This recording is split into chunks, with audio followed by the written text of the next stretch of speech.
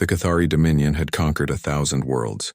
Their crystalline warships, forged in the hearts of neutron stars, moved with silent grace through the void. Their fleets operated with flawless synchronicity, guided by the harmonic mind, a gestalt consciousness that linked every soldier, every vessel, every weapon into a single, unbreakable will.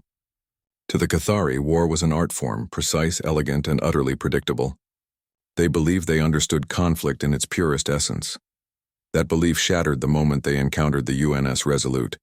It was a human vessel, small by Cathari standards, barely a frigate in their classification. Its hull was scarred, patched with mismatched alloys and trailing wisps of ionized debris from a recent skirmish. No energy signatures of note. No detectable AI command matrix. No fleet support. Just one lonely ship drifting near the edge of the contested Helios Rift. The Cathari High Strategos, Vexlorn observed from the command spire of the Eternal Chord. A dreadnought large enough to eclipse a moon. A relic, he murmured through the harmonic resonance. Primitive, likely a scout. Eliminate it with minimal expenditure. A single Cathari destroyer, the Sundered Note, peeled away from the armada. It fired a calibrated resonance lance, a weapon that didn't explode but unraveled molecular bonds in a targeted radius. One shot was enough to reduce most enemy vessels to dust. The beam struck the Resolute dead center. Silence. Then, engines flared. Hull plating glowed cherry red but held. The human ship didn't disintegrate. It accelerated. Impossible, Vexlorn pulsed. Recalculate shielding harmonics.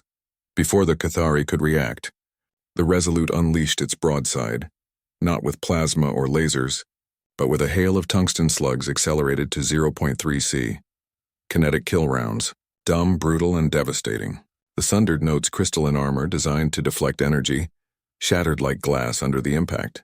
The destroyer spun apart in a glittering cloud of fractured light. The harmonic mind stuttered. Confusion rippled through the fleet, a sensation it had not experienced in millennia. On the bridge of the Resolute, Captain Elias Rourke wiped blood from a gash on his forehead. His crew, 23 men and women, all volunteers, all veterans of Earth's brutal outer rim conflicts, worked in grim silence. No AI, no hive mind, just humans wired on caffeine, adrenaline, and sheer stubbornness. Comms are fried, Lieutenant Chen reported, fingers flying over a sparking console. But I've got targeting back, barely. Good, Rourke said. Because they're about to learn something. The Cathari didn't retreat. Retreat was illogical. Instead, they adapted.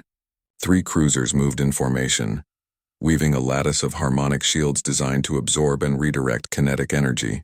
Their logic was sound. If the humans relied on brute force, elegance would counter it.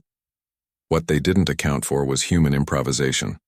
Rourke didn't fire another slug. Instead, he dumped the Resolute's entire reactor coolant into the main thrusters, overloading them in a controlled burn that sent the ship into a wild, spiraling dive, straight through the shield lattice's blind spot, a gap that existed for only 0.4 seconds. The Cathari hadn't even modeled such a maneuver. It violated every principle of efficient vectoring. As the Resolute screamed past the lead cruiser, it launched not missiles but dozens of jury-rigged drones, salvaged mining bots stuffed with shaped charges and EMP pulses. They latched onto the cruiser's harmonic emitters like metallic parasites. Then Rourke triggered them. The resulting feedback loop didn't just disable the cruiser, it sent a dissonant shriek through the harmonic mind itself. For the first time in 10,000 years, the Cathari collective screamed. Not in pain, but in cognitive dissonance. Their perfect unity fractured under the weight of chaos, something they had no defense against. Vexlorn clutched his crystalline helm, his thoughts unraveling. What are they? Back on the Resolute, oxygen levels were dropping. Hull integrity at 42%, half the weapons offline. But Rourke grinned. They think war's a symphony, he said, voice rough but steady. We know it's a bar fight in the dark with broken bottles. He turned to his crew. Give me everything we've got left. The last functioning railgun fired a single massive rod of depleted uranium, not at a ship, but at the nearest gas giant's magnetosphere. The impact triggered a controlled coronal ejection. A wave of supercharged plasma erupted, arcing through space like a god's whip. The Cathari fleet, still reeling from the harmonic feedback, had no time to reconfigure. Their elegant formations became death traps as the plasma wave washed over them, overloading their crystalline systems, fusing circuits, and silencing the harmonic mind one node at a time. When the storm passed, only 3 Cathari vessels remained intact. The rest drifted, dark, silent, broken.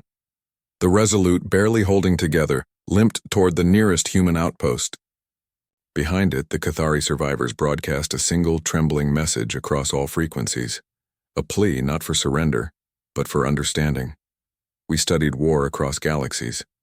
We mastered tactics, strategy, unity, but we never understood rage. We never understood sacrifice. We never understood humans. Weeks later, at the Terran Defense Council, analysts pored over the battle logs. How did one ship do that?